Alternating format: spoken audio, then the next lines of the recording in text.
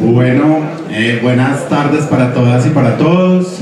Muchas gracias a Ana Julia por invitarme y al sindicato del magisterio por darme la oportunidad de estar en esta ciudad maravillosa que no conocía, la primera vez que vengo. Entonces, bueno, estoy muy entusiasmado.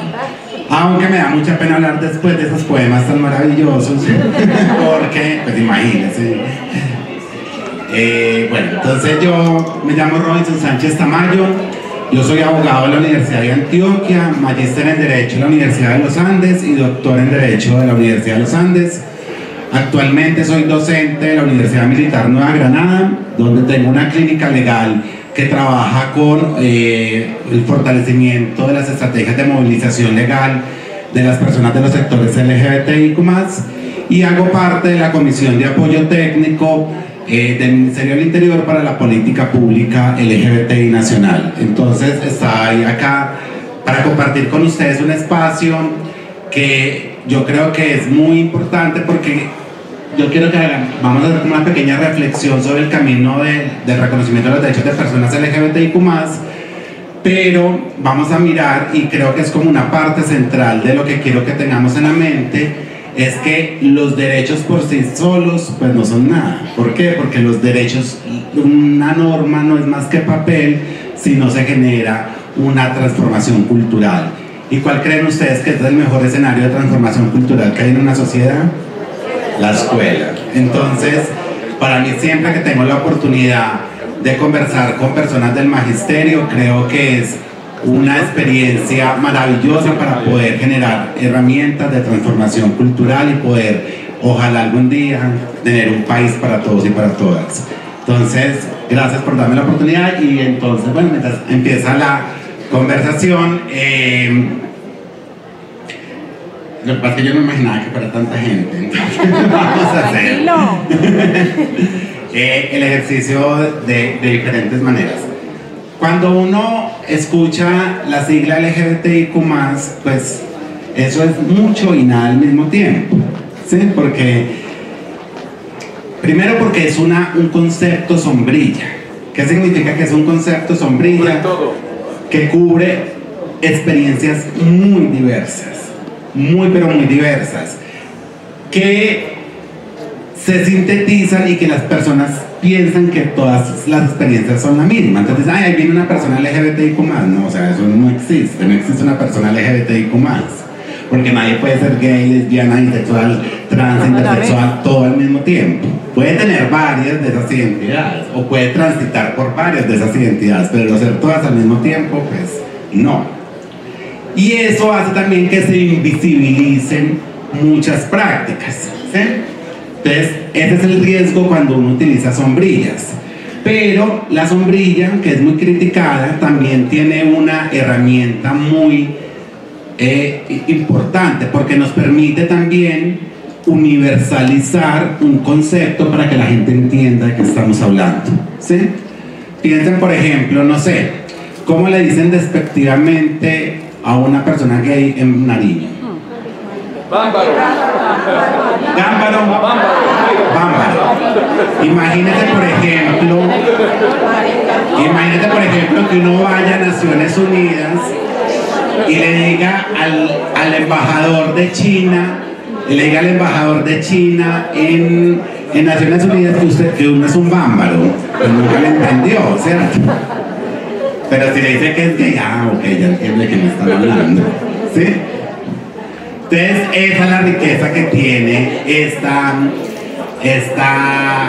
sigla. Lo otro es que, claro, entonces cuando uno habla de la sigla LGBT, le dice, no, es que yo ya no entendí nada, ya me perdí, ¿sí? Para mí eran maricas y areperas, ya me perdí, cuando pasaron a otras cosas.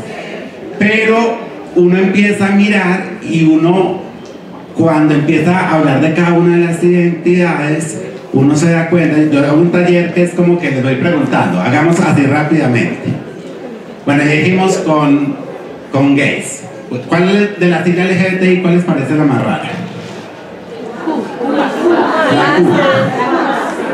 Bueno, entonces vamos por partes. Vamos a empezar así. Cuando yo les digo gay, ¿Ustedes en la sociedad con qué palabras creen que asocian la palabra gay? Amanerado, mariposa, ¿qué más? Guayaba. Bueno, nunca la había escuchado. ¿Por qué guayaba?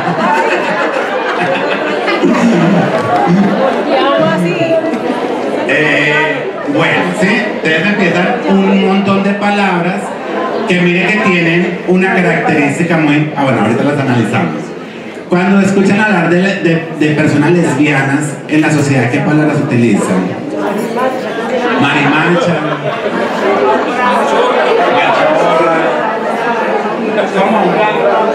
ahumbrando, tampoco nunca la había escuchado. Estoy aquí, ojalá estén grabando porque esto es para el diccionario. Cuando escuchan hablar de personas bisexuales, ¿qué palabras escuchan en la sociedad? ¿Todera? Cuando escuchan la palabra bisexuales. Pues que les gustan las mujeres y los hombres. Que pasea con las dos, que les gustan las mujeres. ¿Sí? ¿Qué más se imagina que escuchan en la sociedad? Heterocurioso. Okay. Bueno. Y cuando escuchamos la palabra trans o transexual, ¿qué palabra se les viene? Se transformó de hombre, pasó a ser mujer. Travesti. Vestidos de mujer, ¿qué más se les ocurre? Travesti. ¿Qué más? Los travestis. Y cuando escuchan hablar de la palabra intersexual, nada. Hermafrodita, ¿qué más se les ocurre? Internacional. Universal, diga. Universal, bueno. Y cuando escuchan hablar de la palabra queer, nada se les viene a la mente. Queer.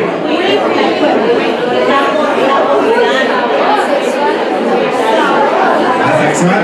Bueno. Digamos que esta sigla es una sigla que, como les decía, recoge unas identidades, pero no recoge todas las identidades. ¿Por qué?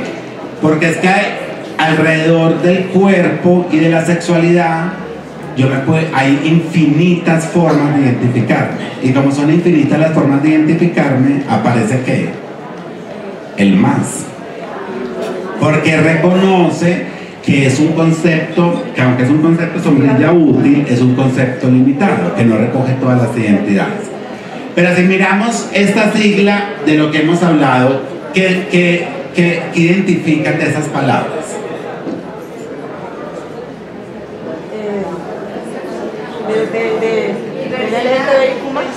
Pues diversidad, no sé. Pero pensemos de las palabras que dijimos, ¿qué piensan de eso? Despectivas. Que hay muchas palabras despectivas, ¿sí?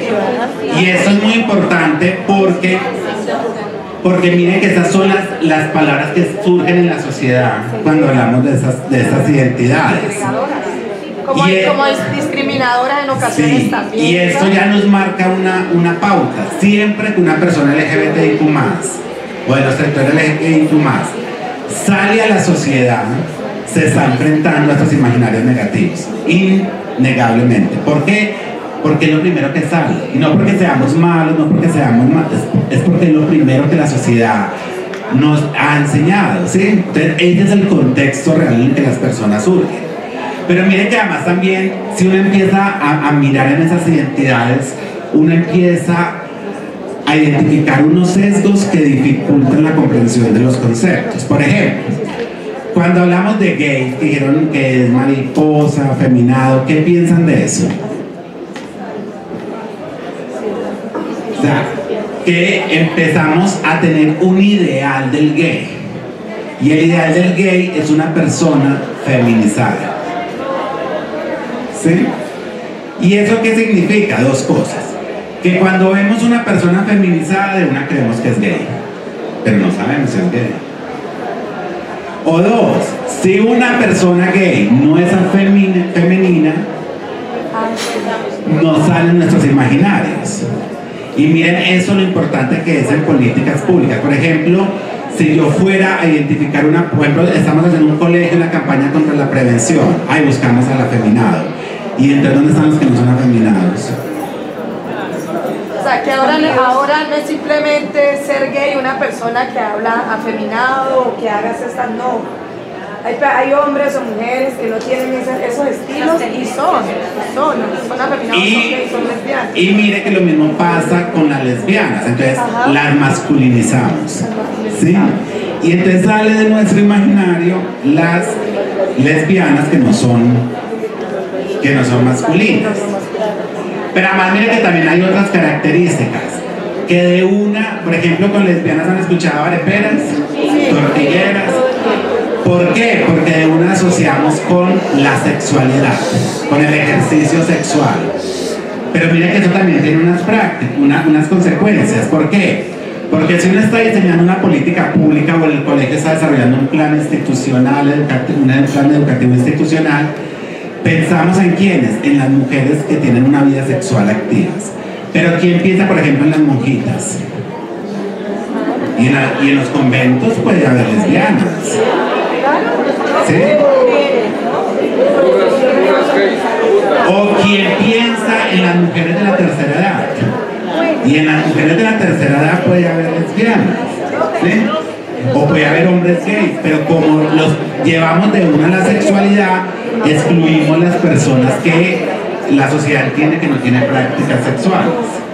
Y eso empieza a limitar la forma en que vamos viendo. Entonces, miren que con todo esto lo que yo les quiero decir es que estos imaginarios no se trata de negarlos.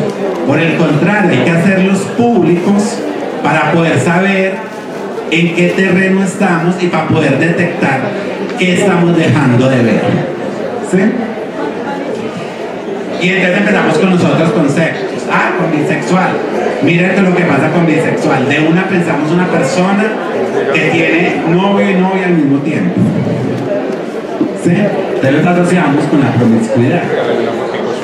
Pero puede haber personas bisexuales, por ejemplo, que encontraron la mujer de la vida y nunca estuvieron con un hombre. Pero no significa que no les gustan los hombres, solo que encontraron la mujer de su vida.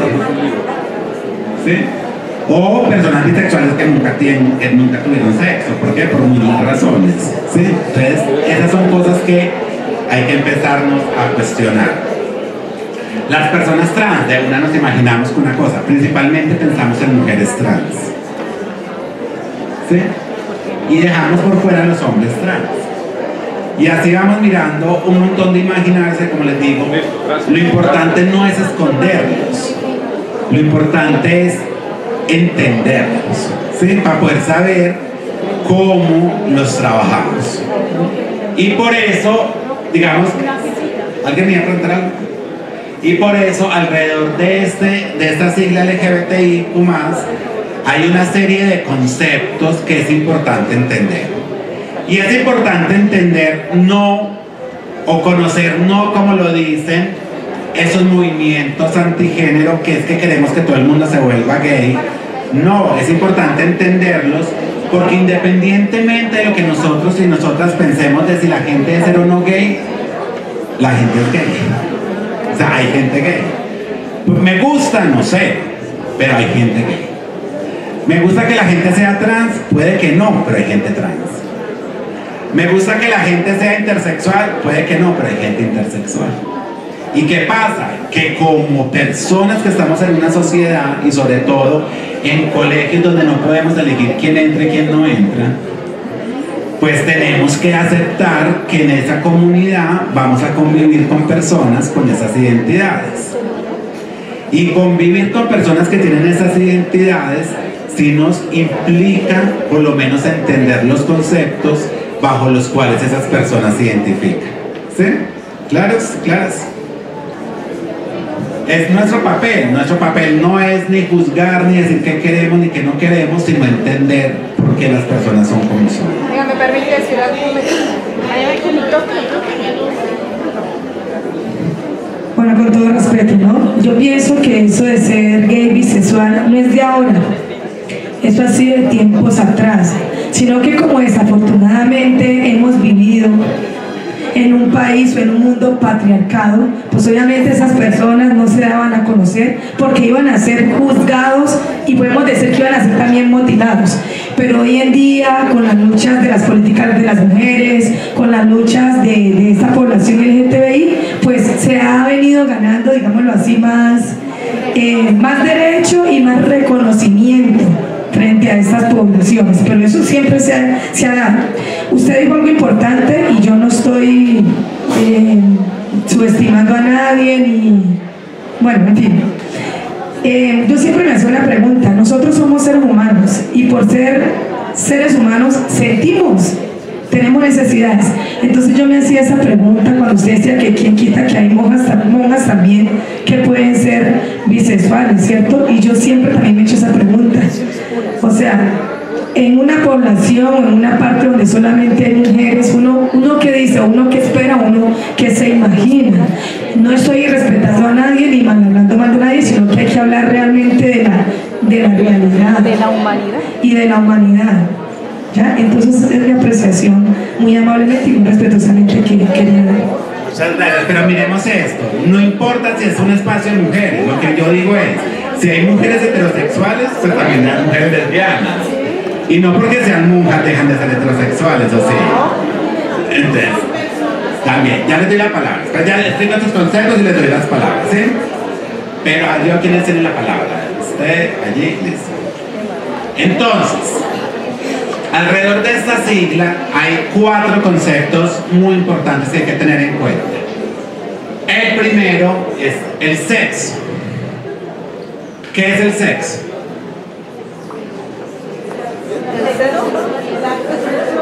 También tiene que ver con el acto, pero el sexo... Pero es lo que le La condición biológica. El sexo... La condición biológica.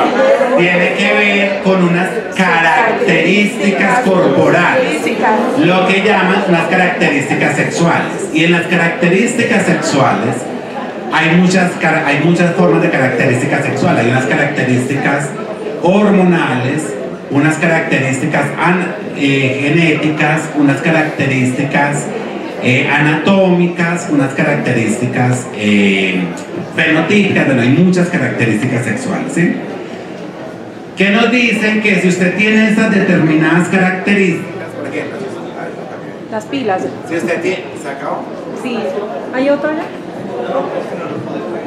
Sí, eso, no, sí, ya está funcionando. Le iba a decir que me estaban saboteando. Entonces el sexo, entonces nos dicen, no, si usted es una persona que nace con unas glándulas mamarias más grandes, si tiene mayor carga de estrógeno, si tiene ¿usted es qué? Una mujer. Y si usted tiene, o una hembra, ¿sí? Como lo decimos en la naturaleza. ¿Está aprendido? Y si usted tiene una mayor presencia de testosterona, tiene gonas, entonces ¿qué viene siendo? Hombre. Un hombre, un macho. Macho. Y entonces a nosotros nos han dicho, y eso es, usted es hombre, es hembra o macho, ¿sí? Y solamente existen 2. De hecho, gran parte de la teoría antigénero dice es que están negando que solamente existe el hombre y la mujer. Pero así como dice el dicho, pues no, mis cielas, no existe solamente 2 sexos. De hecho, se habla de que existen cerca de 350 sexos. ¿Por qué? Porque hay muchas características sexuales que uno no siente. Por ejemplo, todo el mundo nos dice, existe el XX y el XY. No, incluso genéticamente hay varias mutaciones del XY y del XX, que la única forma de usted saber si lo tiene o no tiene es por un examen médico, que además es carísimo, que nadie lo hace, ¿sí? Entonces, Hago una pregunta, doctor. Tengo una curiosidad. Bueno, a quienes han podido ver la película Cónclave, se la recomiendo, muy buena, en Vaticano. Y al final pues les voy a dar un spoiler. Hola, hola.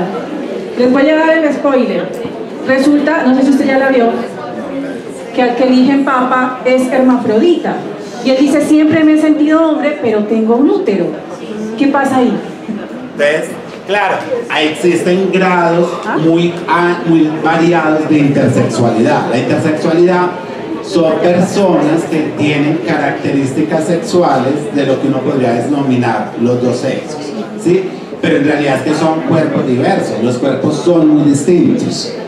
Entonces, hay personas, uno cuando se imagina el hermafrodita, que es la palabra común cuando se llaman intersexuales, se imagina la persona que desarrolla plenamente el aparato reproductivo masculino y el aparato reproductivo femenino. Y existen personas que lo hacen, pero no todas las personas lo hacen, ¿sí? Y tampoco, digamos que eso en el nivel de las características sexuales desde los órganos reproductivos, pero también hay muchos grados de intersexualidad en el nivel hormonal. Ustedes, por ejemplo, han visto que hay mujeres que producen más testosterona que otras, ¿sí? Por ejemplo, ¿se acuerdan en los Olímpicos el caso de esta boxeadora que decían que era trans? Pues no era trans, era una mujer que tiene en su cuerpo mayor producción de testosterona que otras mujeres, ¿sí? Entonces, en la sexualidad humana, las características sexuales son muy diversas, ¿sí? Entonces, así las personas antigénero digan, no, es que lo normal es hombre y mujer, no es cierto. Lo que hay detrás de esa normalidad de hombre y mujer es una invisibilidad muy grande de personas que tienen características sexuales diversas. Y entonces uno puede decir, no, es que el género es una ideología y eliminémosla. Pues sí, eliminémoslo si quieren, pero ¿qué hacemos con estas? Porque estas nacieron así. O sea, no fue que un día dijeron, no, yo me siento... No, es que nacieron así. Entonces, ¿qué hacemos con estas personas? Entonces, eso es importante tenerlo en cuenta. Y lo que les digo, muchas personas podemos ser intersexuales sin saber. Pero esto lo que les quiero decir es para que una vez rompamos esta idea sobre el sexo, que es solamente dos, ¿sí? Ahora bien, sobre este sexo y sobre estas ideas del sexo, la sociedad también construye unos imaginarios. Y entonces, cuando esta persona que tiene mayor cantidad de estrógenos, tiene mayor cantidad que tiene células mamarias más desarrolladas, nacen, ¿qué le dice la sociedad? Cuando van en la ecografía, ¿qué pasa en la sociedad con esa ecografía? Pues dicen el niño, niña, dependiendo si tiene el penecito. Entonces el niño, niña, y empezamos a ¿qué? De una deja comprar que el niño colora los colores. Empezamos a construir una representación social de ese niño y esa niña, de cómo debe comportarse, de cómo se debe vestir, entonces aparece el concepto identidad de género. Todas las personas tenemos una identidad de género. Nos sentimos a partir de unas características corporales como hombres o como mujeres, ¿sí? Y miren que, pero esa identidad de género es asignada por la sociedad. Y esa asignación es tan fuerte que les pregunto en su cédula donde dice sexo, ¿qué dice? Todos los días. No les dice hembra o mujer, les dice masculino o femenino. O sea, de una vez le están asignando una identidad de género, ¿sí? A partir de sus características sexuales. Y entonces, y esto es muy importante porque es que ser mujer, como lo decía Simón de Beauvoir, es una decisión política. Uno no nace mujer, se hace mujer, ¿sí? ¿Por qué? Porque es como yo me represento en la sociedad. Entonces, esta identidad de género, digamos que la sociedad no la asignó. Pero entonces, muchas veces, y de hecho la mayoría de las veces, las personas se identifican con esa identidad de género que la sociedad les asignó, ¿sí? Entonces, yo nací con las características sexuales del macho y me identifico como hombre. Entonces, mi identidad de género es masculina, ¿sí? Entonces, ¿yo qué vengo siendo? una persona cisgénero. ¿Por qué? Porque hay una correspondencia entre lo que la sociedad le asignó y cómo me identifico. O por ejemplo, ¿usted cómo se identifica? Como mujer. Y la sociedad la asignó como mujer. O sea, es una mujer ¿qué? Cisgénero. ¿Sí? Pero resulta que a veces no. Que a veces la gente dice, no, la sociedad me asignó esa identidad de género, pero yo no me siento así. Y entonces yo me siento una mujer pese a mis características sexuales. Y esa persona se llama entonces ¿cómo? Transgénero. Es una persona que transita en el género. Pero es un tránsito impuesto, porque ella transita así es porque la sociedad de niña le dijo que tenía que ser niña, pero puede que nunca lo haya sido, ¿sí? En su identidad. Entonces, estas personas son cisgénero o transgénero dependiendo si hay una correspondencia en, lo que en la identidad o no. Pero también puede haber personas que al construir su identidad de género no se consideren hombres ni mujeres. Y entonces, ¿cómo llaman a esas personas? No. ¿Cómo se llaman esas personas que no se sienten ni hombres ni mujeres? Se llaman personas no binarias. Y ojo, porque ya en Colombia la Corte Constitucional permite que las personas no binarias tengan esa identidad en sus documentos de identidad. Entonces, en los documentos de identidad a usted le puede aparecer una F, una M o una NB. Y esto es importante que lo tengamos en cuenta porque, por ejemplo, si un día llega y se afilia al sindicato y ustedes tienen en el formulario de afiliación F y M, ¿dónde está la NB? Que soy yo. ¿Hay que actualizarse? ¿Sí? O la persona va no sé, a la clínica del magisterio, al FOMAC, y ¿dónde está el NB en el FOMAC? Entonces, esto es importante empezarlo a tener en nuestras conversaciones. Ahora, sobre el tema trans hoy por hoy es uno de los temas que más se está debatiendo en la opinión pública porque ha surgido todo este cuento de la identidad, de la ideología de género. ¿Sí? ¿Se han escuchado eso? Y entonces ha habido una campaña que dice que cuando uno habla esto, lo que está es promoviendo una ideología para obligar o para confundir a las personas en cómo se identifica. Pero entonces mi primera pregunta es, después de que yo les dije esto, ¿quién cambió de identidad de género? ¿Aquí alguien cambió de identidad de género? Entonces, ese es el miedo con el conocimiento. ¿Quién dijo que porque a uno le expliquen algo, entonces uno ya sabe? Es más, ustedes como profesoras, cuando ustedes le enseñan a un niño biología, ¿ya se vuelve biólogo?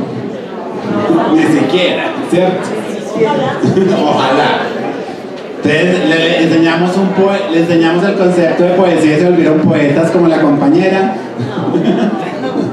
No, ¿cierto? Sabe el papel de la educación lo difícil que es, ¿sí? Entonces imagínate ahora construir una identidad. Entonces, pero nos dicen esto. Entonces vuelvo e insisto, no se trata de que estemos diciendo las personas no, lo que estamos dando es un concepto para que entendamos cuando nos afrontemos en nuestros colegios o en nuestra vida cotidiana con personas trans, para poder entender en dónde recae su proceso, ¿sí? Pero también dónde recaen las reivindicaciones. Ahorita hablamos un poquito más de eso. Otro concepto, señora, ya voy para allá.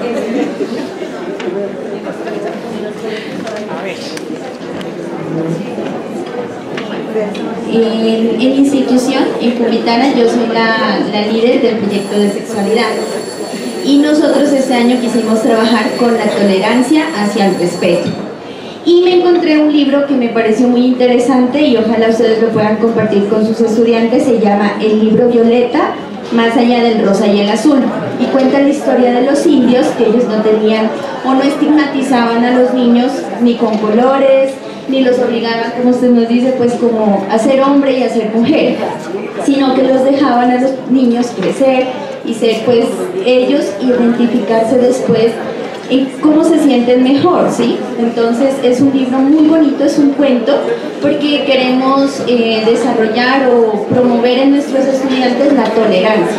Yo creo que es un valor fundamental para respetar al otro. Entonces todos somos seres humanos y las etiquetas pues no están bien y no está bien etiquetar a las personas. Bien, muchas gracias. Pero mire que las etiquetas, y muchas gracias porque claro, el debate sobre las etiquetas es muy importante por esto. Porque las etiquetas son una forma de toma de decisiones de política pública. Y entonces, por ejemplo, les pongo este caso. Un hombre trans. ¿Qué es un hombre trans? ¿Y cuáles son sus características sexuales? Pues es hombre, pero se puede decir de mujer. ¿Cómo? Es hombre, pero se dice... No.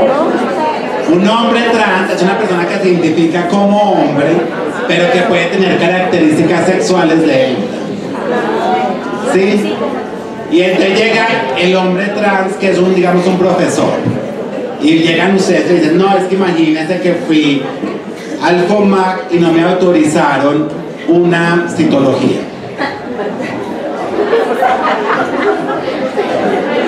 Porque cuando fui a hacer la cita en la citología, me dijeron, no, la citología es para mujeres. ¿Sí? Y entonces uno dice, no, porque el hecho de que usted se identifique como hombre, claro, no significa que todas sus necesidades médicas sean las de un hombre, ¿sí? Porque las necesidades médicas no son para hombres y para mujeres, las necesidades médicas son para lo que la gente necesita. O sea, y entonces esto es importante también empezar a poner en discusión. Y está otro concepto que es muy importante, que es la expresión de género. Entonces, bueno, ustedes recordemos. Entonces vamos, en sexo una persona puede ser macho, hembra o intersexual. En la identidad de género, las personas pueden ser ¿qué? Hombres, mujeres o personas no binarias. Personas no binarias. Y en eso las personas pueden ser o cisgénero o transgénero. Cisgénero si su identidad de género corresponde con su identidad de sexo, o transgénero si hay un tránsito en esa identidad. ¿Listo? ¿Claros hasta acá? Pero además de yo como me identifico, también hay otro concepto que se llama expresión de género. ¿Qué es la expresión de género? Ya no yo como me identifico, sino yo como me expreso. Es decir, cómo me visto, cómo hablo, cuáles son mis ademanes. ¿Será que seguimos esperando? ¿Sí? La expresión de género. Entonces la expresión de género puede ser lo que yo les decía, que yo sea una persona que nací con características sexuales de macho, que me identifique como hombre en mi identidad de género, pero que yo sea un poquito afeminado. Entonces, esa es mi expresión de género. Pero no significa ni que yo me sienta mujer, ni que mis características sexuales sean de hembra, sino que mi expresión de género es más afeminada. ¿Sí? Y entonces la expresión de género puede ser femenina, masculina o andrógina, cuando tiene como una mezclita de las dos. ¿Sí? Ahora, ¿eso significa que yo soy gay? No. Nada, porque no hemos hablado de eso, estamos hablando de yo cómo me identifico respecto a mi cuerpo. Y ahora viene otro concepto muy importante, que es entonces el más común, la orientación sexual.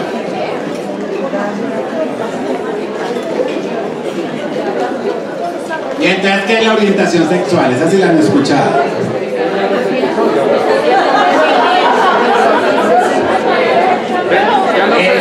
Yo ya no sé qué soy. ¿Y para qué quieres saber? Entonces, la orientación sexual tiene que ver ya con quién es el sujeto de mi deseo o de mi afecto, ¿sí? Y entonces, cuando ese sujeto es una persona de mi mismo género, es decir, de mi misma identidad de género, yo soy una persona gay, homosexual, gay o lesbiana. Si es de una persona que es de diferente género, heterosexual. Y si puede ser de cualquiera de los otros géneros, puede ser bisexual o pansexual. Ya les voy a explicar eso. Entonces,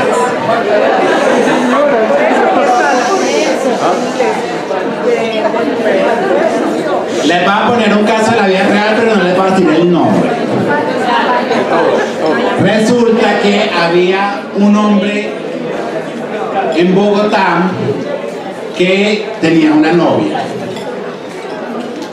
Le gustaban las mujeres. Ese hombre, ¿qué orientación sexual tenía? Heterosexual, ¿sí? Pero ese hombre sentía como que la cosa no fluía del todo. Y se fue a estudiar a Canadá.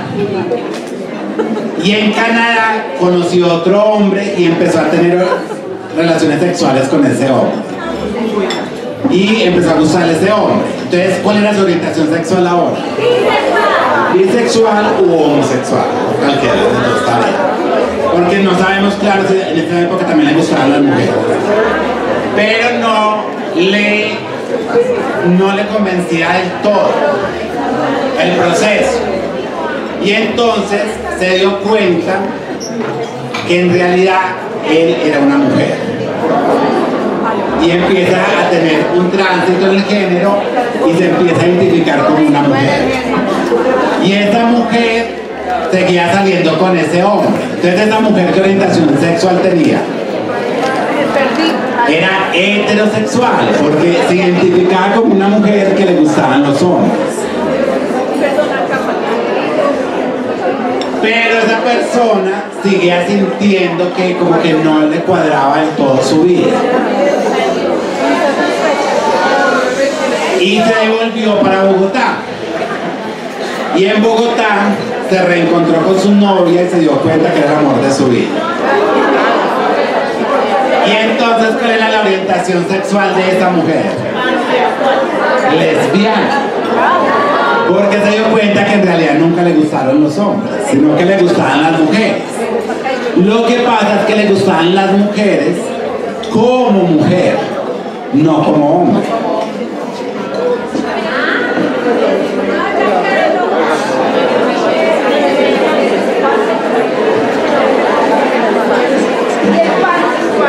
Entonces, la persona pansexual es en la teoría lo mismo que las personas bisexuales. Lo que pasa es que las personas pansexuales pueden estar con personas transgénero o cisgénero. ¿Cómo vamos? ¿Listos para el quiz? ¿Listos para el quiz?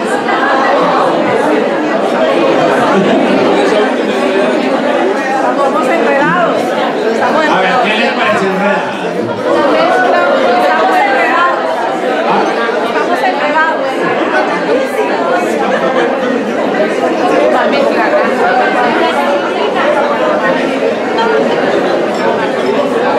Pero miren, eso suena enredado, pero en realidad no lo es.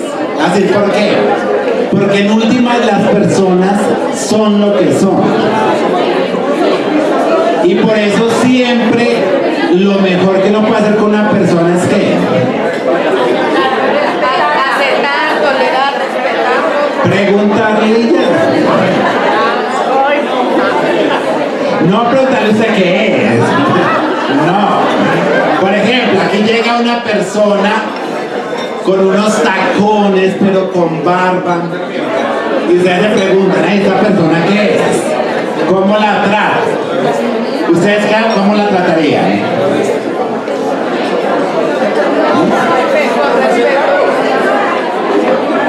Sencillo, usted le pregunta a la persona, ¿con qué pronombre te trato? masculino, femenino o neutro. Y ya. Y ya uno se imagina lo demás.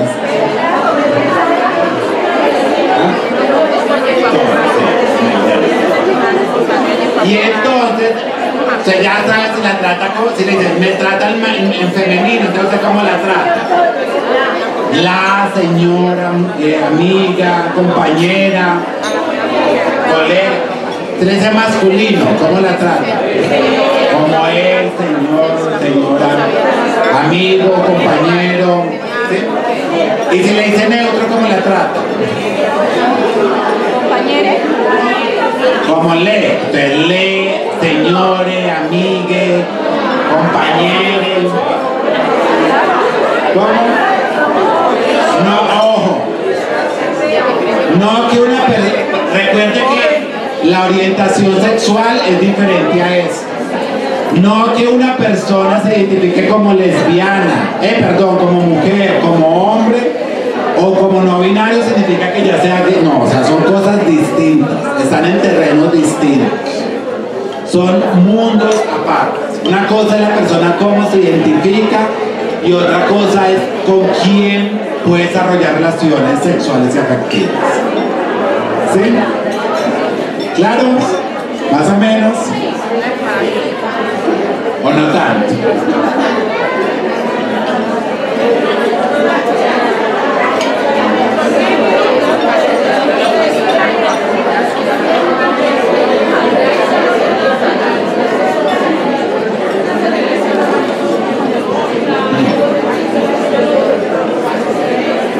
Pero porque entonces, pero usted en esos conceptos, por ejemplo, ¿cuál sería el sexo de esa persona?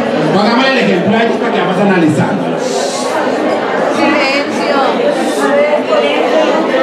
O sea, en mi contexto, hablo de Barbacoa de la Costa, una persona, hombre, digamos hombre, si es un hombre que anda con otro hombre, nosotros lo asociamos en la cultura afro que es homosexual, porque él tiene tendencia a otro hombre también culturalmente se le llama gays, ¿sí? Y si es una mujer se le llama lesbiana porque anda con otra compañera o machona en la cultura nuestra. Pero entonces analicemos ese caso. Entonces el primero es un hombre que le gustan los hombres. Entonces, ¿cuál es el sexo biológico de ese hombre? Homosexual. El sexo. Macho. Sí, es un macho. ¿Sí? ¿Cuál es su identidad de género? Hombre. ¿Sí? ¿Por qué? Porque se identifica como hombre.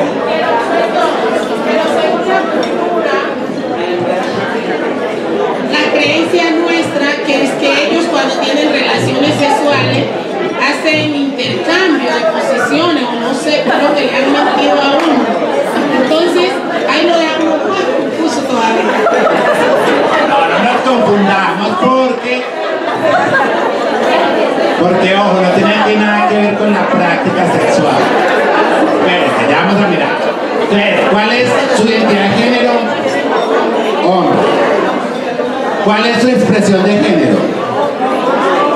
Pues si se comporta como hombre, es masculina, ¿cierto?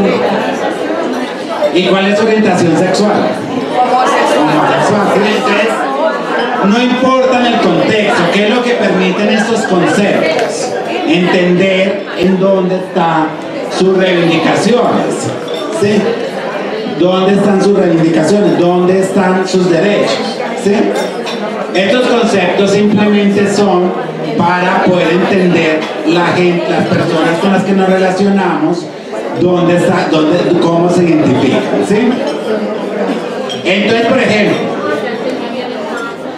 si este es un hombre que es un macho, que tiene una identidad de género hombre, que tiene una expresión de género masculina y se identifica como gay, homosexual, ¿le vamos a dar hormonas femeninas? No, porque ¿para qué? No hace parte de sus reivindicaciones porque no tiene nada que ver con su identidad. Pero si ese hombre, digamos que ese macho, en realidad no se identifica como hombre, sino como mujer, entonces ¿qué pasa? Sería una mujer transgénero, ¿sí? Y si a esa mujer transgénero le gustan los hombres, ¿cuál es su orientación sexual? ¿Ah? Heterosexual, porque es una mujer que le gustan los hombres. ¿Sí? ¿Sí estamos o no estamos? ¿Sí?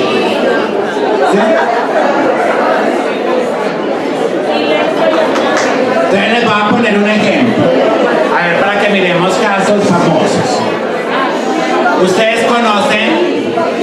¿Cómo? Brigitte Baptiste. ¿Ustedes conocen a Brigitte Baptiste? ¿Sí? No, ¿alguien no la conoce? Levante la mano. Nunca han escuchado hablar de ella. Bueno, vamos a ir. Aquí es la rectora de la EAN, ¿sí? Pero vamos a ir mirando. Las personas que conocen a Brigitte, ¿cuál es el sexo biológico de Brigitte? Hombre. Hombre. Entonces, Brigitte Baptiste. Entonces, el sexo biológico de Brigitte es macho. ¿Y cuál es la identidad de género de Brigitte? Identidad de género. Hombre. ¿Quiénes dicen que mujer? ¿Quiénes dicen que hombre? Mujer, ¿por qué? Porque se identifica como mujer. Se identifica socialmente como una mujer. ¿Sí? ¿Y cuál es su expresión de género? Femenina, porque usa vestiditos, pelo largo. ¿Y cuál es la orientación sexual de Brigitte? Bueno, para ti, ¿alguien sabe con quién está casada Brigitte? Con una mujer y tienen hijos. Entonces, ¿cuál es la orientación sexual de Brigitte? Heterosexual, porque es una mujer. No, perdón. Homosexual, es una lesbiana, porque es una mujer que le gustan otras mujeres. ¿Sí me entienden? ¿Claro o no está claro?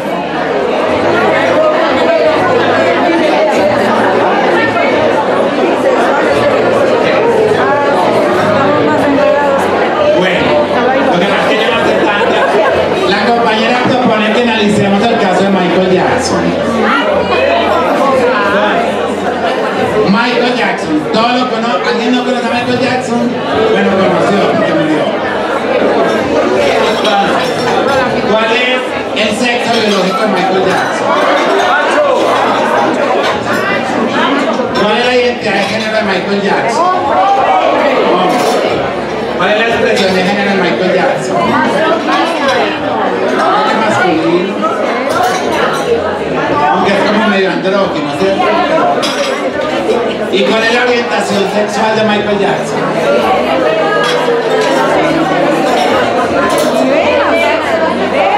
Yo la verdad nunca supe, él era soltero, ¿no? Pero es que mire, ojo con eso, y eso es muy importante tenerlo en cuenta. Que yo sea un hombre gay me hace estéril. Entonces yo puedo tener hijos y seguir siendo gay. No, pero yo puedo ser un hombre gay y tener hijos por muchas vías. Puedo tener hijos por la vía de la adopción, puedo tener hijos por inseminación artificial, puedo tener hijos por maternidad subrogada.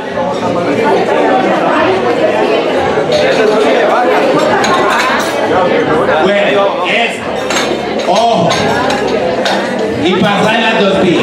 Yo puedo ser un gay, de hecho yo tengo muchos amigos gays que en una borrachera tuvieron sexo con una amiga y la embarazaron. Ahora, ¿dejaron de ser gays? No, porque ellos siguen, porque a ellos nunca, no les gustan las mujeres, pero tuvieron prácticas sexuales. por diferentes razones, por curiosidad, por, no sé, por la borrachera, se le fueron las luces, se le mojó la canoa, o lo que sea, tuvo una relación sexual con una mujer, pero no le gustan las mujeres, le gustan los hombres. Lo mismo pasa con personas heterosexuales, que tuvieron prácticas sexuales con sus personas del mismo sexo. ¿Se olvidaron que son lesbianas? No, simplemente siguen siendo heterosexuales, pero en una ocasión o en varias, por diferentes razones, tuvieron prácticas sexuales distintas. ¿Sí? Porque, ojo, las prácticas no cambian la identidad. Aquí estamos hablando de gente que ha construido un proceso identitario específico. Entonces, por ejemplo, pongámoslo en política para que a ustedes les quede más claro. Ustedes se identifican como sindicalistas. Todas se identifican. ¿Alguien no se identifica como sindicalista? Todas se identifican como sindicalistas. Y un día les dan un cargo en la Secretaría de Educación. ¿Dejaron de ser sindicalistas? No, porque su identidad es otra. La forma en que se construyen como sujetos políticos o sujetas políticas es esta. Entonces, que hayan prácticas que uno haga en un determinado momento no significa que cambie mi proceso identitario. Bueno, tomamos de pie. Oigan, compañeros, yo sé que el tema es bastante interesante y bastante polémico, ¿no? Pero por favor pongamos atención, porque si no ponemos atención, o sea, podemos ir al comiendo pero calladitos, pero por allá se escucha mucha bulla, entonces acá las personas que están acá adelante, que están atentas, no se escucha bien desde allá. Entonces, compañeras, las invito a hacer silencio y atender, porque miren, son temas que no los vamos a encontrar en cualquier lado y son bastante polémicos, lo que yo les digo. Bueno, pues ahí vamos. Ahorita, miren, bueno, entonces hagamos, pero a ver, hagamos una cosa. Si ustedes se quedan un poquito más, hacemos la pausa. Es que eso depende de ustedes. La música es el ruido. Entonces, hagamos silencio y sigamos tranquilos, allá atrás.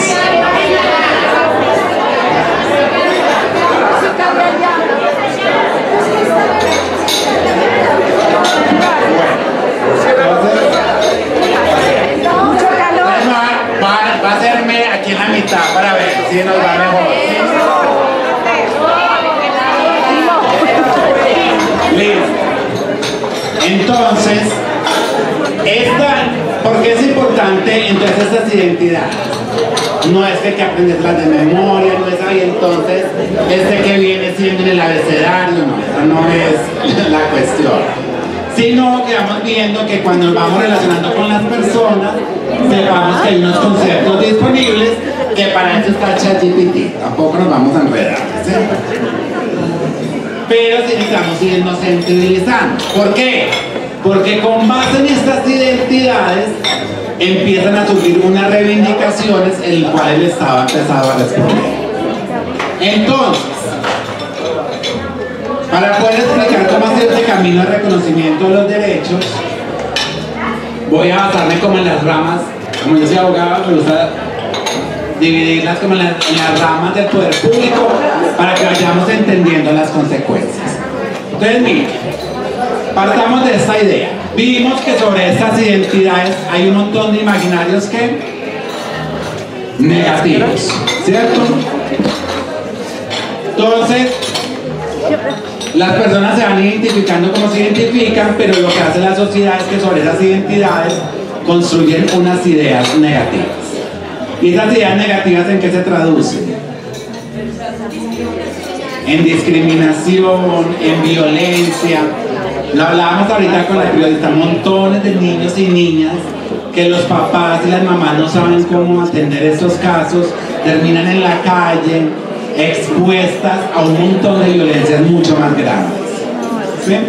Hay una película que a mí me gusta poner, sobre todo cuando hablo con familias muy tradicionales, que se llama Plegarias por Bobby. ¿Han escuchado hablar de esa película? Plegarias por Bobby. Plegarias por Bobby es una película de un niño que se identifica, un adolescente ya que se identifica como gay, en una familia muy cristiana. Muy cristiana. Y entonces el niño, o el adolescente mejor, se suicida. Es una historia de la vida real en Estados Unidos. Por Bobby. Y el adolescente se suicida. Y entonces, ¿qué pasa con la familia? Les da un sentimiento de culpa, que lo que hace la familia es que se vuelve activista por los derechos de las personas LGBTI en Estados Unidos, para que ningún niño se vuelva a suicidar por las creencias de sus padres. Entonces a mí me gusta poner esta película porque permite muchas reflexiones, porque a las personas hay que darles herramientas para entender lo que pasa. Entonces, el Estado colombiano empezó a responder a estas violencias y a estos imaginarios. Y entonces en el nivel ejecutivo han surgido varios tipos de normatividades que se pueden sintetizar como en esto. La principal apuesta en el Ejecutivo ha sido crear políticas públicas LGBTI que tratan de generar transformaciones culturales. En Nariño hay una política pública, en Pasto también, ¿sí? Entonces yo me imagino que en muchos de sus colegios a veces llegan actividades de política pública, ¿sí? ¿Qué es lo que pasa? Que estas políticas públicas están súper mal diseñadas. ¿Por qué? Porque no tienen recursos y porque no tienen voluntad política. Entonces está la política pública, pero lo que pasa en la mayoría de los municipios es que los recursos de las políticas públicas LGBTI son las cajas menores de los municipios para hacer de todo con esa plata, menos lo que le corresponde. Entonces, esto hace que en los colegios sea muy importante dar eso. Yo creo, yo decía, para mí si hay un sector importante en el que uno debería trabajar esto, es con el magisterio. Porque es que los profesores son una autoridad en un municipio y son una fuente de credibilidad. Entonces, están los planes de desarrollo. Hubo también una época, porque los medios se suspendió, que como el principal agresor contra personas LGBTIQ más es ¿quién? Donald Trump. Pero el principal agresor es la policía. En términos de violencia física, porque en términos de violencia emocional, el principal agresor es la familia. Entonces, surgieron unas directivas de la policía para empezar a trabajar el tema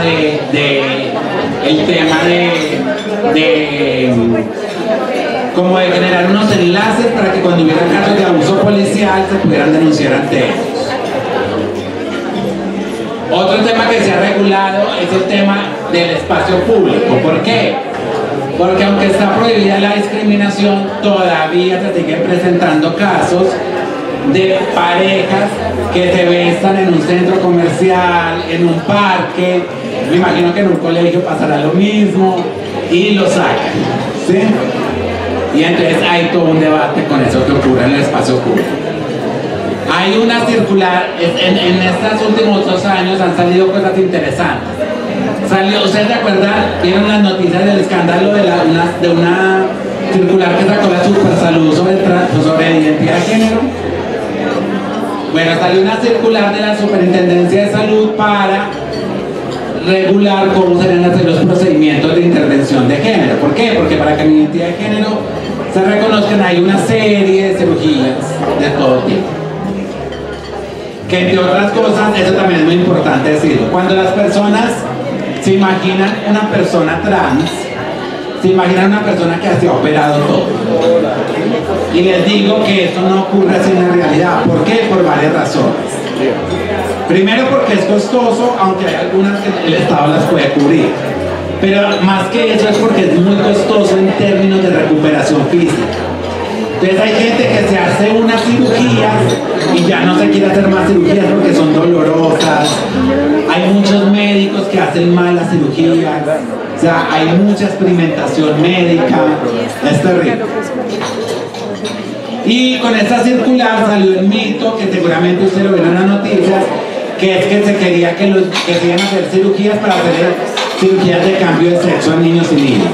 ¿Sí escucharon eso? Pues les digo, no. En Colombia y creo que en una parte del mundo se hacen cirugías de cambio de sexo a niños y niñas. ¿Qué es lo que se hace? Y no con niños y niñas, sino con adolescentes y preadolescentes. Tratamiento de bloqueadores de hormonas. ¿Por qué? Porque imagínate que usted es un niño, una niña, digamos que usted es un niño que se identifica como una niña. Y usted en la pubertad, ¿qué empieza a pasar en la pubertad? Empiezan los cambios corporales. Entonces le empieza a salir la manzana de Adán, le empieza a cambiar la voz, le empieza a salir vello. Entonces imagínate que usted es un niño que se identifica como niña y lo mismo pasa con las niñas que se... Entonces, cuando son grandes, ¿qué pasa? Que se tienen que operar todo eso. Entonces, ¿qué es lo que hacen los bloqueadores? ¿Qué es lo que hacen los bloqueadores de hormonales? Que después de la pubertad a usted le vuelven más lento el proceso natural de producción de hormonas para que cuando usted sea mayor de edad, no cuando está adolescente, cuando usted sea mayor de edad decida si quiere ser un hombre o una mujer. Eso es lo que hace. ¿Por qué? Porque si a una persona trans desde la pubertad le bloquean las hormonas, esa persona cuando sea adulta no se va a tener que intervenir tanto quirúrgicamente. ¿Sí? Entonces por eso sale este debate sobre cómo atender a los niños y a las adolescentes y a las adolescentes que están en el proceso de producción hormonal. Es eso lo que hacen. Y no hay estudios que demuestren, si la persona después no quiere, pues se suspenden los bloqueadores y vive su vida normal. No tiene consecuencias en la etapa de sus hormonas. Pero las noticias dan mucha mala información. Porque detrás de todo este proceso lo que hay es un movimiento político muy fuerte de decir que lo que se quiere es volver a los niños y a las niñas trans. ¿Sí? Y eso es un discurso muy fuerte. Recuerden que ese discurso fue el que permitió que ganara el no en el plebiscito por la paz. Ese discurso fue el que llevó a Duque al poder. Ese plebiscito fue el que llevó a Trump al poder. Porque es un discurso que políticamente, con mentiras, es muy rentable. Porque qué mamá o qué papá no se va a asustar que le diga su hijo se va a volver trans. No. El gobierno quiere que su hija se vuelva. No, Dios mío, ya. Entonces esto tiene que ver con eso y por eso la información es tan importante. Salió una circular del Ministerio de Trabajo sobre derechos de personas LGBTIQ+. Esto es muy importante porque en el magisterio hay muchas personas de los sectores LGBTIQ+.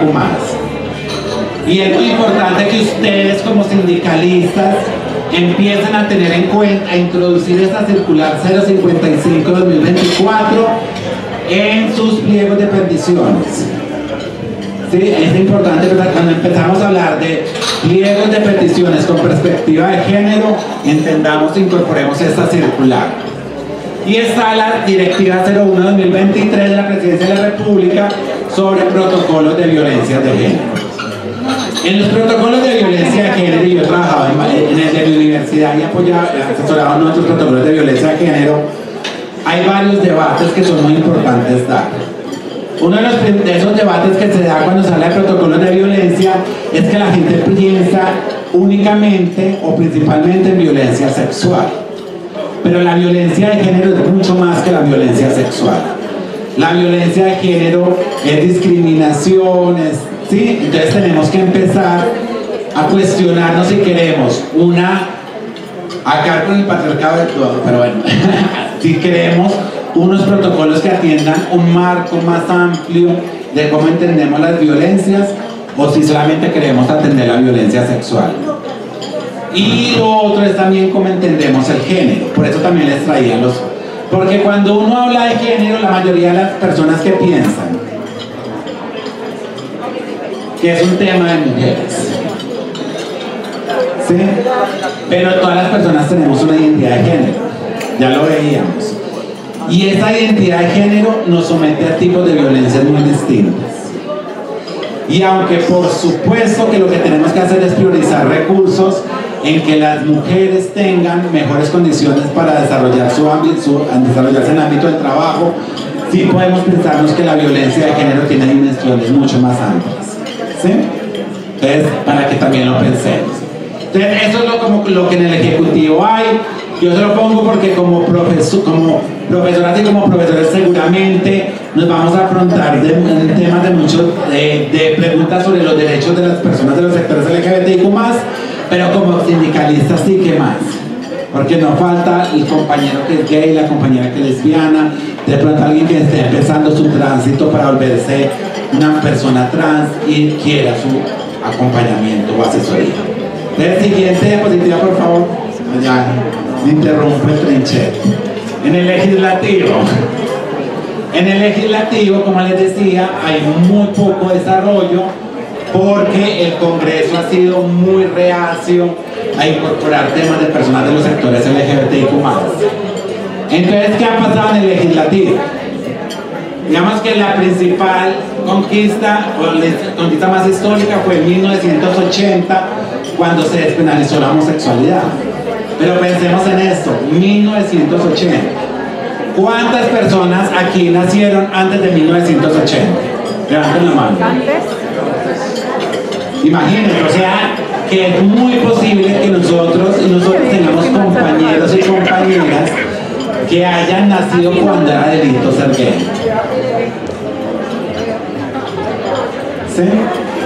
Entonces, para que lo tengamos imagínense todo lo que eso pesa sobre lo que una persona. En el 2000 hay un cambio en materia penal. Ya no solamente se despenaliza, sino que se considera que si un delito se comete en razón de la orientación sexual o la identidad de género de una persona, la pena debe ser mayor. ¿Sí?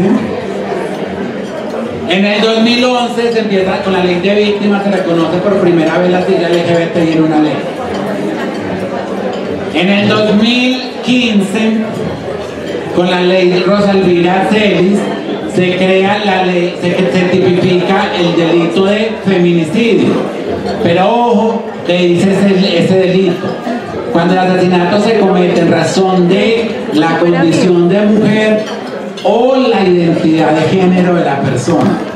Es decir, que el delito de feminicidio también aplica para personas trans.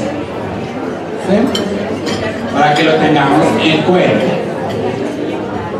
En 2016, bueno, aquí me faltó.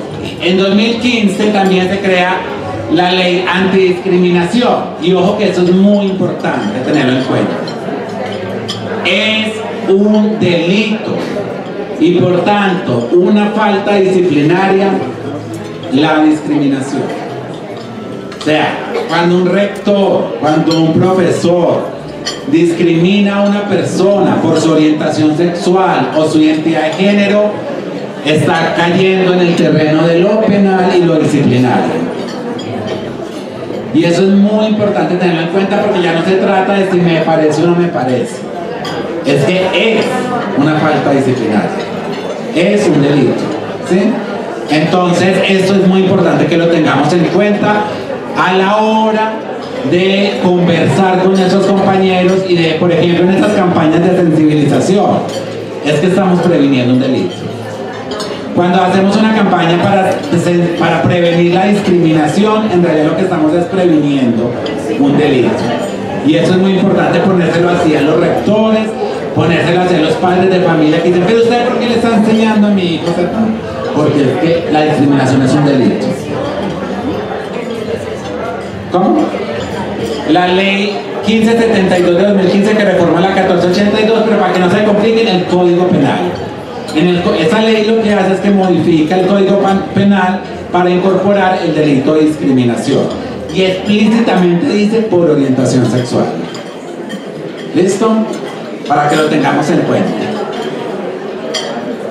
Y por último, la ley 2365 de 2024, que habla de la prevención del acoso sexual en el ámbito laboral, que por supuesto también incluye a las personas de los sectores LGBTIQ+, en el magisterio. O sea, pensemos, porque claro, nosotros pensamos en niños y niñas, pero insisto, también son nuestros compañeros y nuestras compañeras. ¿Sí? Entonces tenemos que pensar en eso. ¿Listo? Siguiente diapositiva. Pero entonces, donde en Colombia ha habido más avances en derechos de personas LGBTIQ+, es en las cortes. Solamente en la Corte Constitucional hay más de 150 sentencias sobre derechos de personas LGBTIQ+. Para que lo tengamos en nuestra mente. Y todos los tribunales se han pronunciado sobre ellos. Pero yo me voy a referir a los de la Corte Constitucional, que son los más de mayor impacto social. Entonces, la Corte Constitucional tiene dos tipos de sentencias. ¿Alguna vez han leído alguna sentencia de la Corte Constitucional? Sí. Listo. Entonces hay unas sentencias que ustedes han visto que empiezan por C. Esas sentencias que empiezan por C, ¿qué significan? Constitucionalidad. Que son sentencias de control de constitucionalidad, es decir, que son sentencias que estudian ¿qué? Leyes, normas. O sea, cuando ustedes vean una sentencia que empieza por C, es una sentencia que se pronuncia sobre una ley o un decreto con fuerza de ley. ¿Sí? ¿Y en qué se ha pronunciado la Corte Constitucional? En varias cosas. Una, miren, ¿quiénes eran profesoras antes de 1998? Bueno, pues en esa época era una causal de despido la homosexualidad. Hasta 1998. En 1998, y esta historia es muy bonita, se demanda en la Corte Constitucional el estatuto docente. Y en este estatuto y en esta demanda, en este proceso, la Corte Constitucional hizo una audiencia para escuchar a algunos profesores y profesoras sus testimonios. Pero como las podían echar, adivinen cómo llegaron las profesoras. Con un pasamontañas. Y entonces los magistrados dijeron, no, pero usted no puede, o sea, esta es la mar que está en el terreno del Estado de Derecho, ¿cómo van a hablar unas personas con unas máscaras? Entonces ya decían, no, es que si nos quitamos la máscara, el pasamontañas, nos echan. Y los magistrados, no, pero es que no las podemos escuchar así. Entonces está así la historia de una activista lesbiana que era profesora, que se quita así con todo el valor, se quita el pasamontañas delante de los magistrados para poder contar su historia. Y esa imagen es tan impactante que la Corte declara inconstitucional esa prohibición. Deben declarar inconstitucional eso gracias a este valor de esta profesora que se quitó ese pasamontañas para poder decir a la Corte cuáles eran las efectos. ¿Sí? Y a partir de ahí la Corte empezó a hacer lo mismo en el tema militar y en el tema de notariado, que también prohibía la orientación sexual incluía la orientación sexual como una falta disciplinaria. En el 2007 se empiezan a reconocer las uniones de pareja del mismo sexo. ¿Sí? Entonces, para que sepan, porque en el colegio le preguntan si existen desde 2007. En el 2011 se hablaba de la unión, de que se podía formalizar la unión, que había un debate sobre qué tipo de contratos.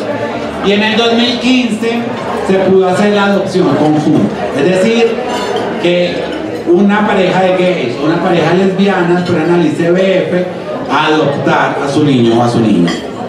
Y eso es muy importante que ustedes lo tengan, porque cada vez va a ser más común que lleguen al colegio los padres, las dos mamás y los dos papás a matricular su hijo o su hija. ¿Listo? Entonces ustedes pueden decir, ay, no, es que a mí no me parece. Pues no le parezca a mi hijita en su casa porque pues, ya está permitido. ¿Sí? Entonces, siguiente, por favor. Y las otras sentencias que tiene la Corte Constitucional son las T. ¿Que las T son qué? La revisión de tutela. Aquí ya no se demandan normas. Aquí, ¿qué se demanda? Derechos. Entonces aquí sí es el caso de una persona, sí, aquí sí es el chisme, que va a la gente y le cuenta a uno toda la historia. Sí, aquí sí. Y entonces la sentencia de la Corte Constitucional en materia de tutela se ha pronunciado sobre muchas cosas. En Colombia está permitido que las personas trans cambien el nombre desde 1993. Sin embargo, la gente sigue poniendo en duda eso. ¿Sí? ¿Qué más ha pronunciado la Corte Constitucional? La discriminación en el ámbito escolar. Y en el ámbito escolar se ha pronunciado en muchas cosas. Cosas sobre la escuela, la Corte se ha pronunciado. Profesores o profesoras que hacen comentarios discriminatorios en clase. ¿Sí? Es más común de lo que uno cree. Los chistes, todo el mundo hace chistes, esos son prácticas discriminatorias. Y yo no estoy diciendo, y recuerden que eso es que un delito, pero ahora no estoy diciendo que metamos en la cárcel a todos los profesores, no. Pero sí podemos hacer campañas de prevención para prevenir esas acciones que son faltas disciplinarias, ¿sí? Y que son delitos. Los uniformes, todavía sigue habiendo casos de niños y niñas que los expulsan del colegio porque llegan con el uniforme de la niña o del niño. Todavía se sigue viendo casos. Está prohibido, la Corte lo ha dicho como en 5 o 10 sentencias. Que los niños y las niñas van con el uniforme del género con el que se identifican.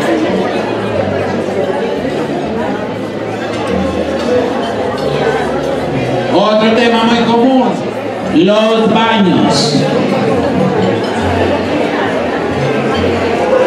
Los niños y las niñas van al baño del género con el que se identifican.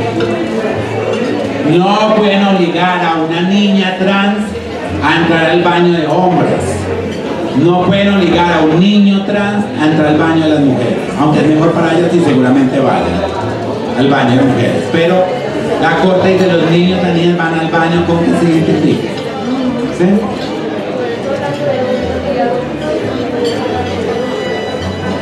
Bueno, sobre el que más la Corte se ha pronunciado, bueno, en intersexualidad. Hay muchos niños y niñas intersexuales. ¿Qué es lo que pasa en Colombia? En Colombia no se permite el sexo intersexual. Entonces, los niños y las niñas están obligados a elegir un género. Entonces, ¿qué es lo que ocurre en Colombia? ¿Qué es lo que ha hecho la Corte? Que usted se puede identificar que es intersexual hasta que cumple la mayoría de edad. Y cuando la cumple la mayoría de edad, se puede identificar como hombre, como mujer o como no binario. ¿Listos, claras? ¿Claros? O sea, la Corte se ha pronunciado sobre el tema de salud, innumerables veces sobre el tema. En salud hay muchos casos importantes, ¿sí? Y eso es porque como sindicalistas vamos a enfrentarnos mucho al reto, por un lado, de profesores y profesoras que quieran hacer cambio de sexo, el proceso de reafirmación de género. Está obligado el FOMAC a hacerlo. ¿Sí? Está obligado a hacerlo. ¿Sí? Pero también podemos asesorar a padres de familia que le pregunten por sus hijas y por sus hijas que hoy lo pueden hacer en las EPS correspondientes, el proceso de reafirmación de género. Entonces está también prohibida la discriminación en materia laboral, el tema de visita íntima en cárceles, bueno, todo eso. El matrimonio de parejas del mismo sexo es legal en Colombia desde el año 2016. ¿Sí? Entonces, para que lo tengamos en nuestra mente. La adopción individual. En Colombia hay 3 tipos de adopción. El primer tipo de adopción, que se llama la adopción individual, es: yo voy solito al ICBF y digo, quiero adoptar un niño. Dale. La adopción conjunta. Yo tengo mi pareja, por alguna razón, porque hizo inseminación, por lo que sea, tiene un hijo. Yo puedo adoptar el hijo de mi pareja. Se llama adopción consentida. Y el tercer tipo de adopción, que es la adopción conjunta, es: yo voy con mi pareja al ICBF y adoptamos un niño o una niña. Todas las 3 tipos de adopción se pueden hacer por personas con orientaciones sexuales e identidades de género diversas. Todas. ¿Sí? Para que también lo tengamos. Por eso les decía, esa idea de que los padres y las madres son heterosexuales, eso ya está muy revaluado. ¿Listo? Y no porque nos guste o no nos guste, es porque ya es la realidad. Es más, yo estoy en este momento en un proceso de adopción individual en el ICBF. Entonces, si ven, en cualquier momento, entonces yo, ¿y dónde está? No tiene mamá, soy yo.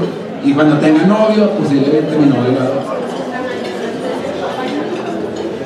Entonces tenemos que empezar a desestructurar esas ideas de los colegios, ¿sí?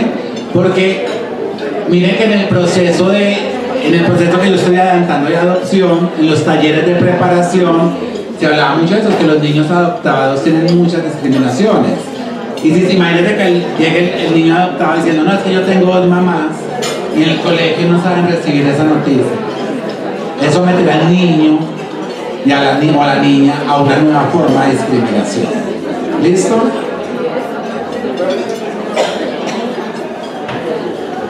Otro tema importante, sobre todo en el tema sindical: la orientación sexual y la identidad de género son una categoría sospechosa de discriminación.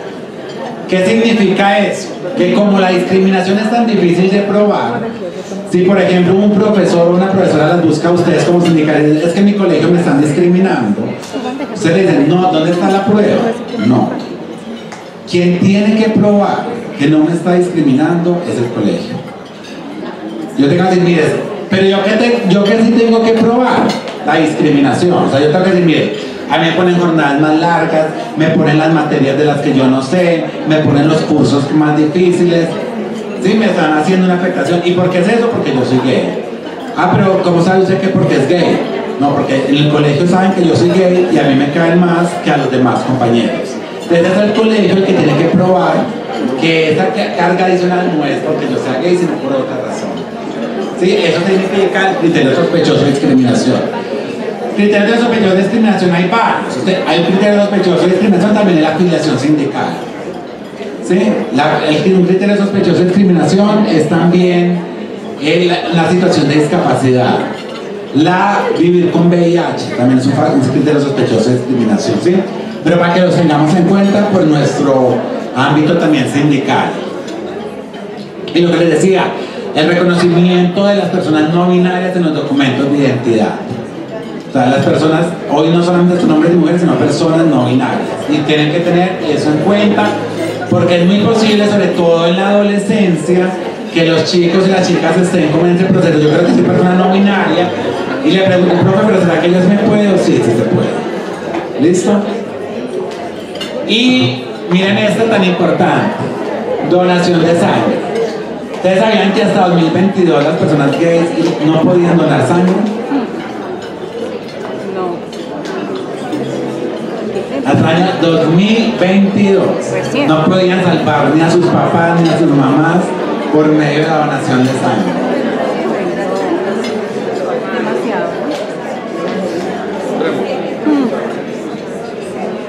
Les cuento eso, no, hasta 2022. Recién. Bueno, seguimos. ¿Se acabó? Bueno.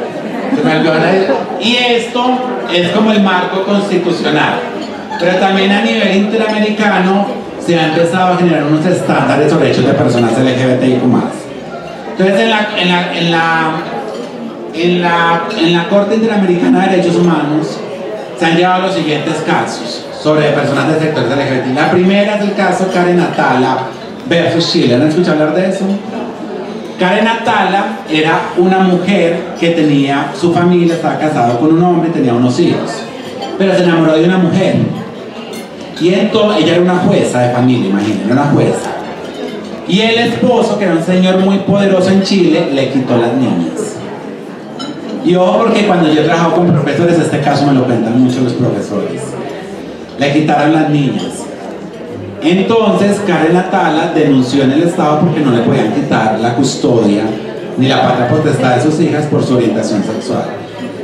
El Estado chileno no le resolvió y tuvo que ir a la Corte Interamericana. Y la Corte Interamericana dijo: el hecho de que usted sea lesbiana o gay no impide el cuidado de la patria potestad de sus hijos y sus hijas.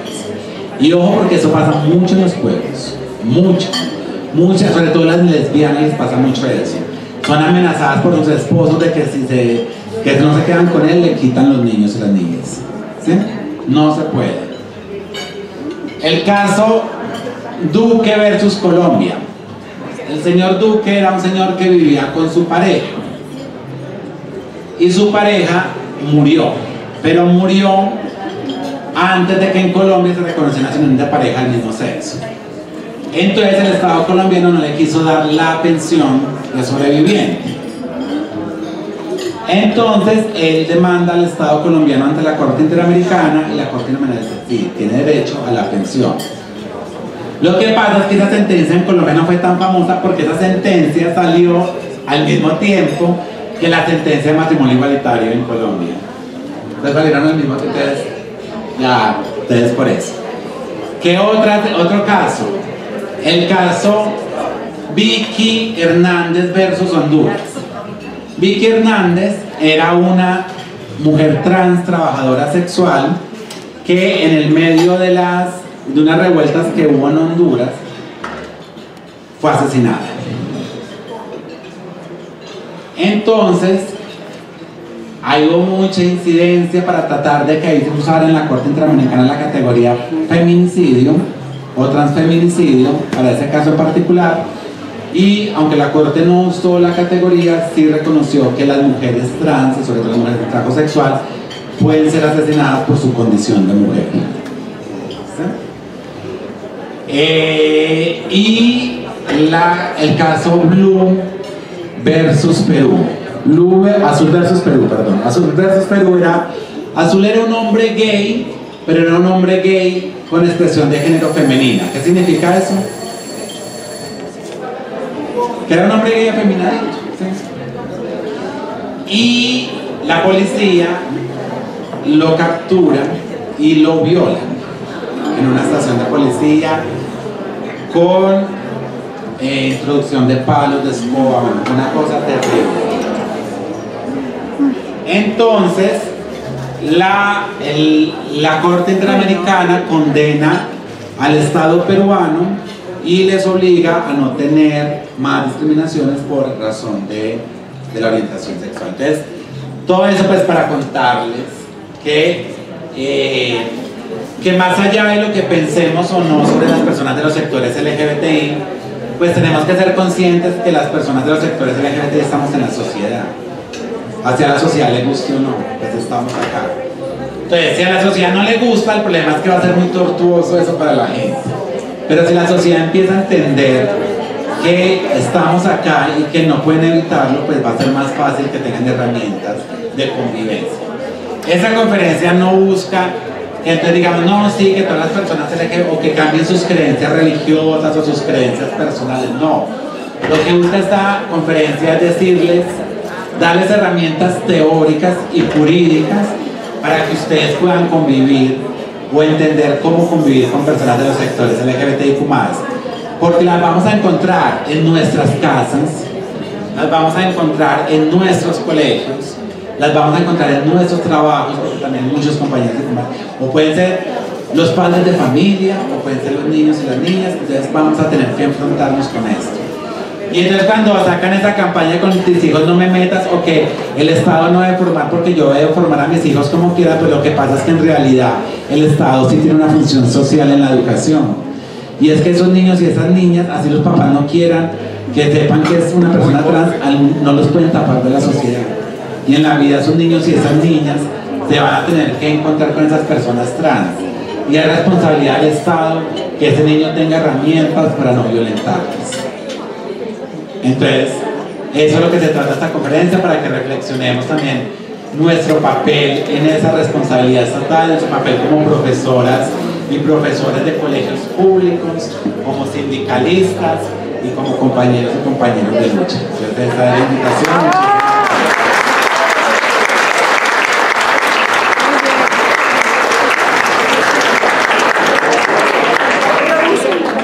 Espero que les haya gustado, que les haya marcado el almuerzo. Gracias. Bueno, muchas gracias a Robinson, que se vino de tan lejos pues, para acompañarnos. Había una pregunta. Bueno, muy buenos días, agradeciendo esta excelente capacitación, taller. Pues nos da muchísimas herramientas para nosotros poder seguir trabajando. Yo creo que la mayoría de docentes lo hacemos, sí, pero nos enfrentamos a muchas situaciones, empezando por los padres de familia. Es muy complicado, sí, porque los niños, no, es que uno les explica y los niños, no, pero es que mi mamá dice que eso, tantas cosas, ¿no? Mi pregunta es, pues se habla mucho de las leyes, de las tutelas, ¿no?, de las instituciones, pero en la parte de los mismos estudiantes que hacen discriminación a sus compañeros, ¿hay alguna ley, hay algunas sentencias que hayan, digamos, salido para los adolescentes? Principalmente, los niños no tanto, pero la parte de los adolescentes es más compleja. Yo no sé si ustedes escucharon hablar del caso de Sergio Urrego. ¿Sí? Bueno, en el caso de Sergio Urrego, además de todas las cosas que pasaron en el ámbito penal, la Corte Constitucional sacó una sentencia que tiene como unas implicaciones muy interesantes. Una de las implicaciones es que determinó que en el Sistema Nacional de Convivencia Escolar debe quedar explícita la prohibición por orientación sexual e identidad de género. Y eso implicaba dos cosas. Por un lado, revisión de manuales de convivencia, ¿sí? Y en eso se ha avanzado mucho, en revisión de manuales de convivencia. Hay otros, sobre todo en los colegios privados ha sido más difícil. Y el otro tema era unas cartillas, las famosas cartillas, ¿se acuerdan? Que eso generó toda la movilización porque la idea era mirar cómo poder dar herramientas para que los niños y las niñas entendieran. Entonces, ¿yo qué pienso? Miren, hay un marco legal que dice que en los colegios no puede haber discriminación, ¿sí? No puede haber manuales de convivencia que discriminen. Y como les digo, es un delito y es una falta de disciplina. Pero yo soy de los que creo que uno la transformación cultural no la hace a las patadas. No es con amenaza de cárcel, no es, aunque existe la amenaza, no es con la amenaza de cárcel o con la amenaza del disciplinario. Yo creo que ahí lo que hay que hacer es trabajos de sensibilización, ¿sí? Involucrar a las personas en la sensibilización. Pero ojo, sensibilizar no significa negar que sí es una obligación que en los colegios no se puede discriminar. O sea, es una prohibición que existe. La pregunta que uno le tiene que hacer a los padres de familia, eso está prohibido. ¿Cómo lo hacemos de una manera más amigables en la relación de usted, de nosotros como profesores, de ustedes como padres de familia y los niños y de las niñas, o de los adolescentes también? Porque es una realidad, está prohibida la discriminación. Pero entonces, ¿cómo hacemos para que nos pongamos de acuerdo de una manera tranquila, de una manera respetuosa, podamos generar esa transformación cultural? Y yo sí creo que los adolescentes, en el caso particular de los adolescentes, y como profesor lo digo, uno también tiene que enseñarle a los estudiantes responsabilidades. Y los estudiantes tienen que aprender que tienen una responsabilidad en no discriminar. Tienen una responsabilidad y eso tiene que ser parte sino del currículo abierto, sino del currículo oculto, es decir, del currículo que los profesores estamos haciendo todo el tiempo. Y eso yo sí creo que es importante hacerlo.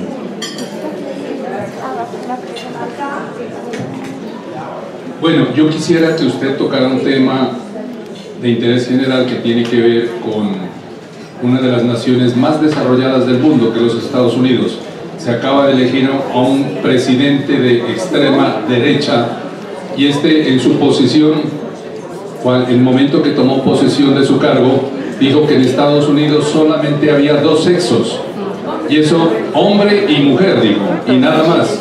Entonces, ¿cómo se concibe que si es la nación más desarrollada y tenga un mandatario con esas conductas tan atrasadas? ¿Será que también, eso ocurre en Colombia también, con los políticos de extrema derecha?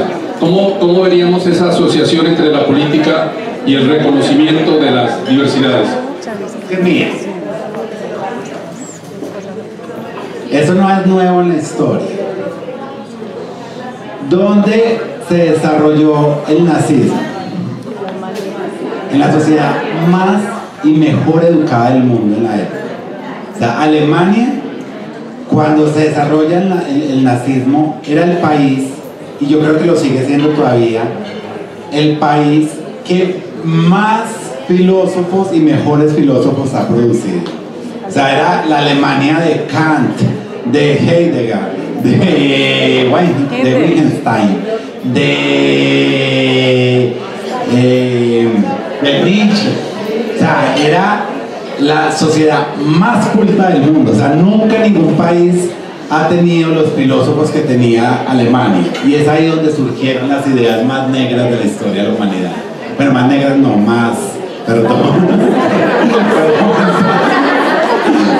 poco más oscuras, más violentas de la historia de la humanidad.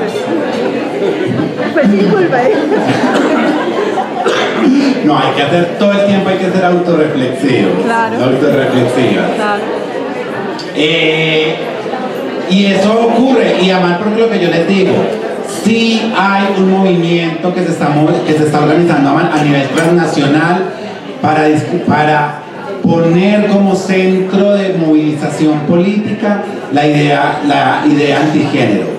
Es un movimiento político que está sustentado en la idea de que el Estado está invirtiendo recursos para que las personas trans puedan cambiar de género, cuando lo que invierte el Estado en eso, en el peso del Producto Interno Bruto, es ínfimo, pero ínfimo. Pero sí es una forma de generar terror para poder movilizar unas ideas políticas determinadas. Y eso lo estamos viendo, lo vimos en Estados Unidos, lo estamos viendo en Europa y lo vamos a ver en 2026 en Colombia.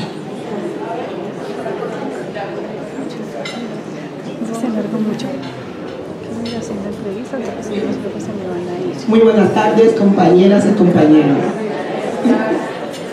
Yo le quiero hacer una preguntita, dos preguntas. La primera es, habla psicológicamente como me llama. Las personas que son gay y tienen VIH, ellos pueden trabajar en la parte de la salud. Sí. Una pregunta. La otra es, pues uno entiende, ¿no?, que culturalmente, y este es un proceso, ya que los procesos llevan su tiempo, pues uno los entiende, las personas que tienen su condición sexual pues diferente a la de uno, ¿no? Pero en los colegios, pues uno en los manuales de convivencia, uno siempre establece esa parte de respeto hacia los niños, pero ellos también tienen que generar ese respeto, porque si uno le llama la atención a los compañeritos para que no le hagan bullying, pero ellos mismos se ganan que le hagan el bullying, porque por ejemplo hay niños que fomentan el desorden, los que tienen sus condiciones de, ¿sí?, tanto las niñas que son heterosexuales y homosexuales, pero ellas fomentan también, ellas jalan a las niñas a los baños, forman desorden, le tocan la cola a las niñas, entonces también ellas también buscan que las respeten, y lo mismo son los niños de ellos, también se suben a la mesa y empiezan a monearse y hacer cosas, entonces los niños le burlan entre ellos, ¿qué hace uno ahí como docente? Muy buenas las preguntas, por buena razón, porque primero, Las personas gays con VIH pueden tener el sistema de salud igual que los heterosexuales con VIH, o sea, no tienen por qué ser diferente. O igual que las personas con hepatitis, o igual que las personas con diabetes, o igual que las personas, ¿sí? Entonces hay que empezar a desmitificar esto. Lo segundo, es que mire, yo sé que no es la intención, pero ojo con esa idea de que las personas se lo buscan. Porque es lo mismo que dice la sociedad cuando las mujeres las violan, que es que ellas se la buscan, ¿sí? Porque le estamos poniendo la culpa a la víctima. Entonces, si el niño quiere expresar y bailar y ser femenino, ¿eso significa que los demás tienen derecho a burlarse de él? No. Entonces se tiene que reprimir y volverse un hombre serio, que nadie sepa que es gay para que nadie lo discrimine. No. El niño es como es porque son niños. Y los niños son niños, independientemente de su orientación sexual. ¿Qué es lo que ocurre? Que hay que generar prácticas de respeto. Yo creo que regañar a un niño o una niña no es una práctica que ayude mucho a generar conciencia, pero no se puede generar reflexiones, ¿sí? Entonces hoy en día hay muchas herramientas. Mire, hoy en día, por ejemplo, la película que les decía, pero hay muchas películas, la película que nos recomendaba la compañera, hay caricaturas, hay cómics, hay cuentos. Hoy en día en internet hay muchas herramientas que uno podría usar para explicar en muchas edades la diversidad sexual y para promover el respeto, ¿sí? Lo que nos toca es volvernos más creativos y más creativas como docentes que lo somos para poder generar más y más espacios. Pero herramientas hay, busquémoslas para generar ambientes. Ahora, así como hay que enseñar la convivencia de no discriminar, obvio, también hay que enseñar la convivencia de no estar tocándole el cuerpo a otra persona, ¿sí? Así como, por eso hablábamos también de los protocolos de violencia basados en el género, es cómo generar relaciones respetuosas en la corporeidad y en la vivencia de la sexualidad y de la vivencia obviamente acorde a cada edad, ¿sí? Pero sí que obvio que hablar de derechos de personas LGBTI no implica, como muchas personas piensan, ay, entonces no se le puede decir nada a las personas LGBTI. No, claro, porque es una convivencia. Pero lo que sí no se le puede decir a la persona es, ay, no, entonces ocúltese, sea seria, no sea como, tenga este modelo específico, porque eso también es una práctica discriminatoria, ¿sí? Sino que pensémonos cómo dentro de la diversidad podemos convivir de manera respetuosa sin que nadie transgreda a otra persona, ¿sí? No, muchas gracias. Un fuerte aplauso.